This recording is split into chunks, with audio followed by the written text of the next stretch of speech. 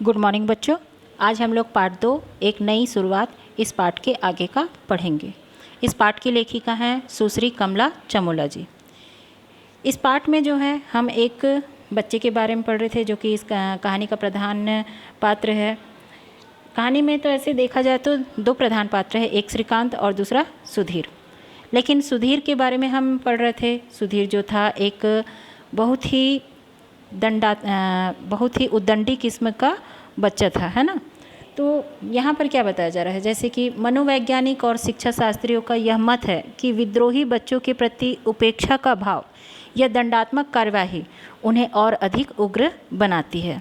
इसके विपरीत यदि उन्हें प्रोत्साहन मिले, उनको उत्तरदायित्वपूर्ण काम सौंपा जाए तो वे सामान्य बालकों से अधिक अच्छा कार्य कर सकते हैं। कहानीकार ने इसी सिद्धांत पर प्रस्तुत कहानी की रचना की है। प्रोत्साहन पाकर उत्तरदायित्व का भार पड़ने पर सुधीर के चरित्र में जो बदलाव आया वही प्रस्तुत कहानी का मुख्य तथ्य है। बाल मनोविज्ञान पर आधारित यह कहानी बहुत महत्वपूर्ण भूमिका अदा करती है। तो श्रीकांत को देखे थे कि जब वह कक्षा में आता है तो उसी को ही प्रथम दिन जो है मॉनिटर का काम दे दिया जाता है, जिससे सुधीर जो है उसको उस पर नाराज़ होता है, उसे तिरछी आंखों से घूरने लगता है। और उसने जब कक्षा की समाप्ति होती है उसके बाद में सुधीर के पास में सुधीर जो है श्रीकांत के पास में कहता है कि मॉनिटर बने हो कोई राजा नहीं, है ना, कहीं के राजा नहीं। तो वह उसको अप्रत्यक्ष रूप से जो है धमकी दे करके चला जाता है। अब उसकी बात सुन करके सुधीर जो है अपने ही कक्षा के एक बच्चे से, जिसका नाम जो था सुमेश, उससे वह पूछता है कि यह ऐसा क्यों है। तो सुमेश उसको बताता है कि सुधीर जो था वह बचपन से ही एक शरारती किस्म का बच्चा था, लेकिन कुछ गलत किस्म के बच्चों के साथ उसकी संगति हो गई और वह उन्हीं के समान बन गया। इसीलिए एक बार उनको सज़ा भी मिली और सज़ा के रूप में उसको स्टेज में खड़ा रखा गया, जिसके कारण से वह और भी ज़्यादा बिगड़ता गया। तो उसके बाद श्रीकांत को सारी बातें समझ में आ जाती है कि सुमेश को इस गिरावट तक लाने में सभी टीचरों और जो उनके सहपाठी हैं उन्हीं का ही हाथ है। अब उसको अगर सही रास्ते पे लाना है ना। सार्वजनिक अपमान उसका हुआ था जिसके कारण से वो विद्रोही बन गया था, और अगर उसे जिम्मेदार लड़का बनाना है तो उसको जिम्मेदारी वाला काम सौंपा जाए, हर काम में उसका सहयोग और सलाह लेकर के उसे भी अपने साथ शामिल किया जाए तो शायद वह सुधर जाएगा, ऐसा वह सोचता है। और जब स्कूल में वार्षिक उत्सव का समय आता है तब वह अपने शिक्षक से निवेदन करता है कि उसे भी उसमें भाग लेने दिया जाए। अब उसके बाद में जब उसको अध्यापक के द्वारा जब अनुमति मिल जाती है तो प्रतिदिन नाटक का अभ्यास होता था, है ना।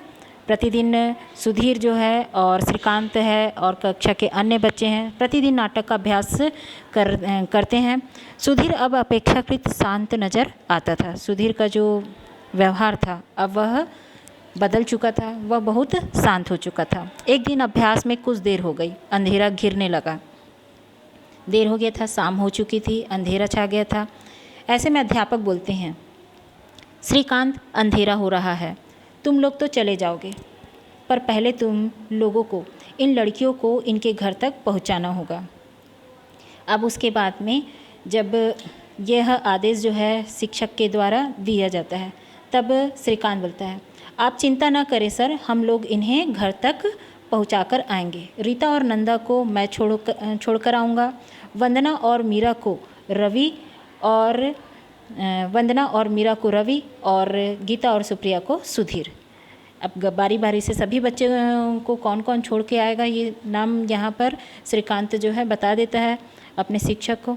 लेकिन गीता और सुप्रिया को जब सुधीर को छोड़ने की बात कही जाती है, सुधीर छोड़ने जाएगा ऐसा कहा जाता है, तब गीता और सुप्रिया क्या कहते हैं, देखिए क्या आश्चर्यपूर्वक बोलते हैं, क्या करके, है ना। गीता और सुप्रिया सुधीर के नाम से चौंक पड़ी। सुप्रिया बोली, तुम्हारा दिमाग तो खराब नहीं है श्रीकांत, हमें सुधीर जैसे बदमाश और बिगड़े हुए लड़के के साथ भेज रहे हो। अब वो पहले से बिगड़ा हुआ लड़का है, ये सभी बच्चे जानते थे, शिक्षक जानते थे। उसकी छवि जो है इसी प्रकार से बनी हुई थी जिसके कारण से सभी बच्चे जो है उससे दूर रहते थे, उससे कतराते थे, उससे बात करने में उससे बात करना जो है कोई भी पसंद नहीं करता था। उसके बाद में सुधीर बदमाश नहीं है, श्रीकांत जो है बोलता है। मैं इतने दिनों से उसे अच्छी तरह से जान गया हूँ। हर काम में उसे गैर जिम्मेदार और बिगड़ा हुआ मानकर सभी ने उसे अलग थलग रखा है। अब हमें उसे अपने करीब लाना है, उसमें जिम्मेदारी की भावना पैदा करनी है। गीता और सुप्रिया, तुम दोनों विश्वास रखो, सुधीर तुम्हें हम सबसे अधिक सुरक्षित ढंग से घर तक छोड़कर आएगा। इसके बाद उसने सुधीर की आवाज़ लगाई। अब यहाँ पर सुधीर, गीता और सुप्रिया, इन तीनों के बीच में बात हो रही थी। गीता और सुप्रिया जो है सुधीर के साथ जाने को तैयार नहीं थे, लेकिन श्रीकांत जो है उनको समझाता है कि अभी तक जो आप लोग उसके बारे में सोच रहे हो वो वैसा नहीं है। उसको गैर जिम्मेदार समझते हो, उसे बिगड़ा हुआ मानते हो, इसलिए उससे दूर हो चुके हो और उसको हमारे करीब लाना ज़रूरी है, उसमें जिम्मेदारी की भावना जगानी ज़रूरी है, तभी वह हमारे जैसा बन पाएगा।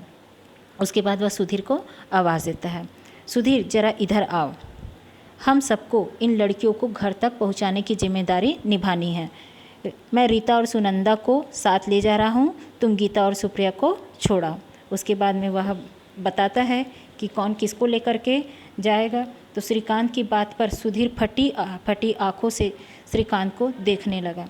अब जैसे ही श्रीकांत की बात सुधीर सुनता है तो वह भी आश्चर्य हो जाता है कि मुझे जो है लड़कियों को छोड़ने का काम सौंपा जा रहा है। श्रीकांत ने उसे इस लायक समझा, यह सोचकर उसकी आंखों में हल्की सी नमी उतर आई। उसको खुशी भी होती है और साथ में वह दुखी भी होता है कि मुझे इतना बड़ा काम सौंपा गया है, मुझे इस लायक सुधीर ने समझा। यह सोच करके वह उसकी आंखों में जो है हल्की सी नमी आ जाती है, जिसे छिपा कर वह बोला, क्या गीता और सुप्रिया तैयार हैं? अब उसके बाद में उसके मन में भी ये बात रहता है कि मुझे तो ये काम सौंपा गया है, लेकिन क्या गीता और सुप्रिया जो है मेरे साथ घर जाने को तैयार हैं? तब फिर आवाज़ आती है, हाँ हाँ क्यों नहीं, चलो। सुप्रिया मुस्कुराकर बोली। अब सुधीर के द्वारा जब ये प्रश्न किया जाता है सुधीर के द्वारा जब ये प्रश्न किया जाता है तो श्रीकांत से, लेकिन पीछे से यहाँ पर सुप्रिया जो है बोल उठती है ना।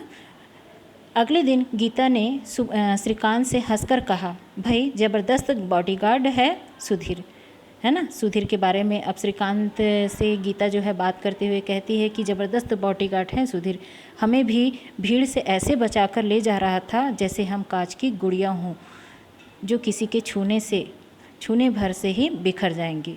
कि कांच की गुड़िया हैं, किसी के छूने भर से हम बिखर जाएंगी। मतलब कि इतना सहेज करके, इतना संभाल करके दोनों को वह ले करके गया जिसकी उन्होंने उम्मीद भी नहीं की थी। इसलिए वह जब दूसरे दिन अभ्यास के लिए आती है तब श्रीकांत के पास में कहती हैं, सच सुधीर का यह रूप तो हमने कल पहली बार देखा। अब यहाँ पर गीता और सुप्रिया जो हैं श्रीकांत को हंसते हुए ये सारी बातें जो हैं बताती हैं। श्रीकांत के होठों पर एक मुस्कान सी आ गई। अब श्रीकांत जो है जब ये सुनता है तो उसके भी होठों में मुस्कान जो है आ जाती है। सुधीर को सुधारने के लिए उसके कदम सही दिशा में उठ रहे हैं। उसने जो कदम उठाया है सुधीर को सुधारने के लिए, सुधीर को सही रास्ते में लाने के लिए, जो उसके उम्र के बच्चे में होना चाहिए, है ना, वो चीज़ को उसने लाने का जो प्रयास किया, जो कदम उठाया, वो सही दिशा में जा रहा है करके वह मन ही मन प्रसन्न होता है। वार्षिकोत्सव सफल रहा। नाटक में जब सुधीर को सर्वश्रेष्ठ अभिनेता का पुरस्कार मिला तो हॉल में देर तक तालियां गूंजती रही। जो वार्षिक उत्सव हुआ था उसमें जो पात्र सुधीर को मिला था उसमें उसको सर्वश्रेष्ठ अभिनेता के रूप में पुरस्कार भी मिला और तालियां जो हैं बहुत देर तक का हॉल में जो है गूंजती रही। सुधीर के चेहरे पर संकोच भरा गर्व का भाव था। अब सुधीर जो था वह प्रसन्न तो था ही और आभारी भी था श्रीकांत का। उसके मन में जो था, उसके चेहरे में जो था संकोच भरा गर्व था और ये साफ उसके चेहरे से दिख रहा था। वो बहुत ही ज़्यादा आभारी हो चुका था श्रीकांत का कि उसमें जो सुधार आया है केवल उसी के कारण से आया है और उसने जो जिस तरह से समझा किसी ने भी उसे समझने का प्रयास नहीं किया था। उसको सही मार्ग दिखाने में, सही रास्ते में लाने के लिए श्रीकांत का बहुत बड़ा हाथ था। इस प्रकार से उसमें धीरे धीरे करके सुधीर में जो है परिवर्तन आने लगता है। सभी छात्र छात्राओं को स्कूल की ओर से पिकनिक पर ले जाया जा रहा था। सभी को 15-15 रुपए जो हैं जमा करने थे। जब स्कूल का वार्षिक उत्सव हो जाता है, वार्षिक उत्सव के बाद में सभी छात्र छात्राओं को स्कूल की ओर से पिकनिक ले जाना था, जिसमें 15-15 रुपये सभी छात्रों को जमा करना था। श्रीकांत के पास सारे छात्र पैसा जमा करने लगे तो वह बोला, अब कक्षा का जो मॉनिटर होता है उसी के पास में ही ये सब काम करना होता है ना। आप ही जैसे कोई इसी तरह का आयोजन होता है तो अपने कक्षा मॉनिटर के पास में जमा करते होगे, है ना। तो वैसे ही श्रीकांत के पास में जब जमा करने सभी बच्चे पैसा जमा करने आते हैं तो वह बोलता है, मुझे और भी कई काम करने हैं, तुम लोग अपने पैसे सुधीर के पास जमा करो। अब ये पैसे जो हैं सुधीर के पास में जमा करने के लिए श्रीकांत जो है कहता है, फिर मेरे पास। सुधीर चौंक पड़ा। सुधीर जैसे ही सुनता है तो वह मेरे पास ऐसे चौंक करके कहता है।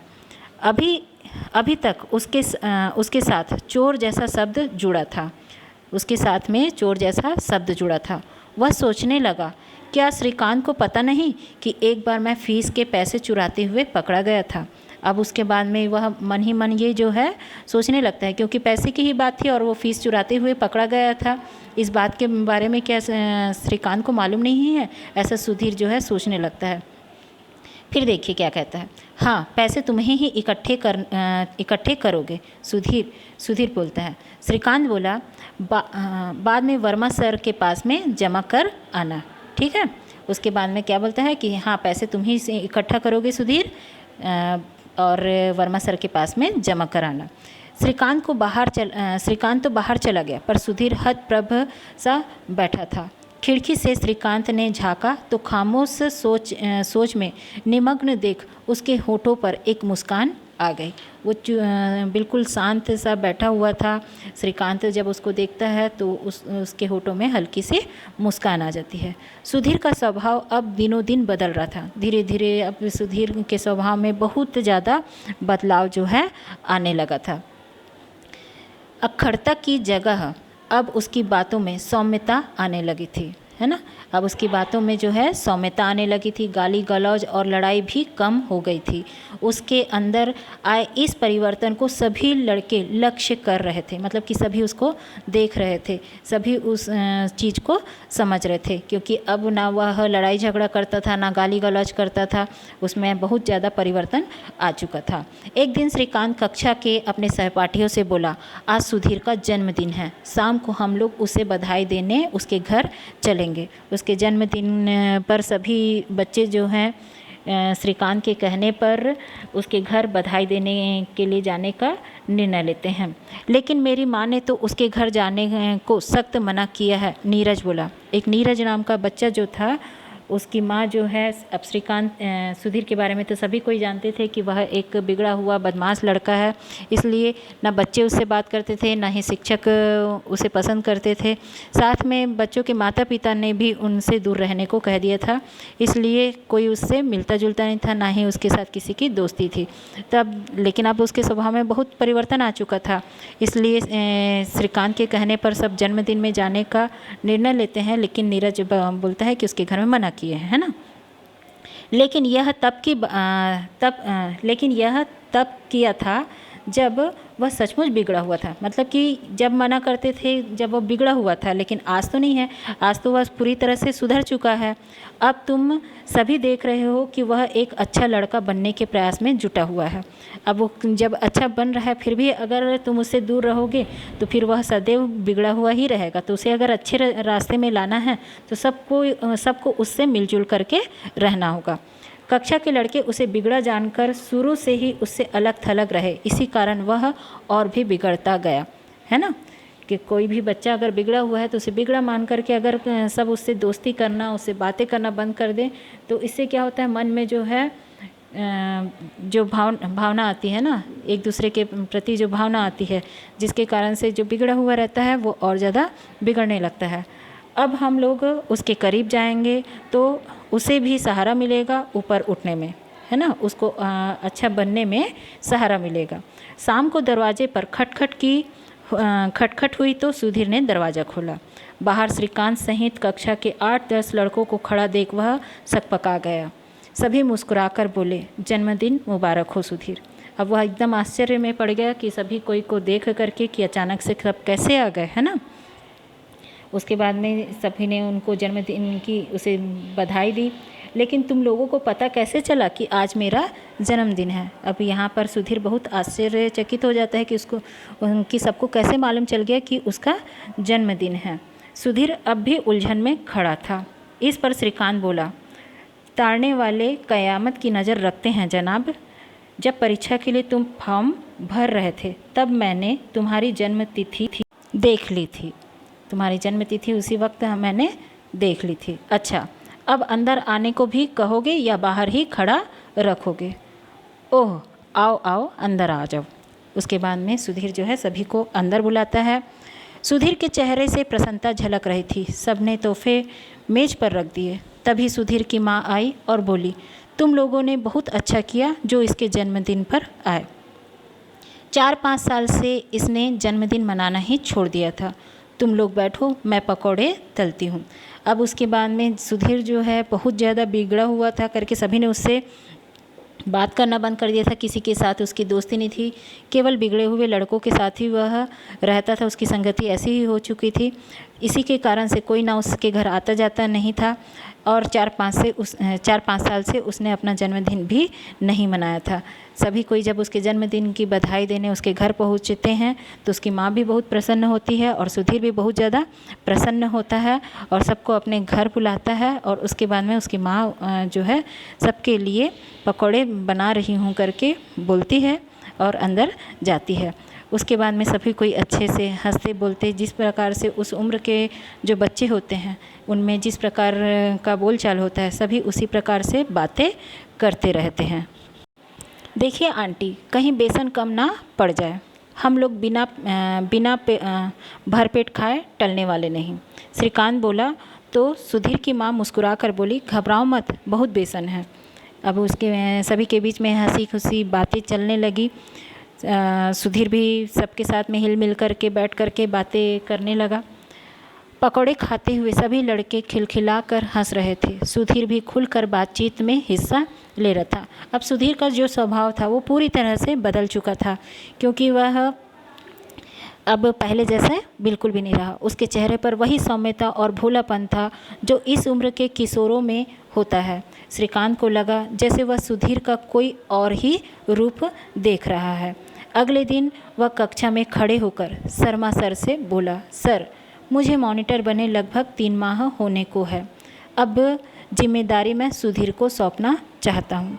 अब उसका स्वभाव तो इतना ज़्यादा बदल चुका था कि सभी उस चीज़ को अनुभव कर रहे थे। सभी देख रहे थे कि सुधीर जो है पूरी तरह से बदल चुका है और उसको बदलने में पूरी तरह से श्रीकांत का हाथ था, है ना। तो अपने मॉनेटरी का काम जो है वह 3 माह से संभाल रहा था और इस 3 माह में जो है सुधीर जो है बहुत बदल चुका था। तो अपने मॉनेटरी का काम जो है छोड़ना चाहता था और उस जिम्मेदारी से मुक्त होकर के सुधीर को उस जिम्मेदारी को सौंपना चाहता था। वह अपने कक्षा शिक्षक जो हैं शर्मा जी से कहता है।